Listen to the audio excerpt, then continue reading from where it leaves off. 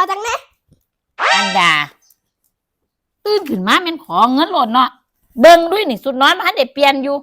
โอ้ยบ่มีดอกบ่ให้ บ่เอาก็ได้ แต่หนูมีคำถามจะถาม แม่มีแบงค์ร้อยกับแบงค์พันปะ ก็มีแหละเนาะ เอามาแม่ เอาไปหยัง จกให้หนูก่อนเร็ว เอาไปหยัง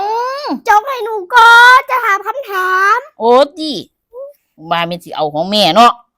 บ่เอาดอก โอ้ยนี่ดิแบ่งพันกับแบ่งร้อย ตังค์มันเยอะ เบิ้งมีแบงค์500พร้อมคือบ่ให้หนู อ้าวเก็บไว้ถ้าใช้ประโยชน์อย่างอื่นนะแม่นหยังบัดนี้สิถามหยังว่ามาดู ถ้าสองแบงค์นี้ตกอยู่ข้างทางแม่จะเลือกแบงค์ไหน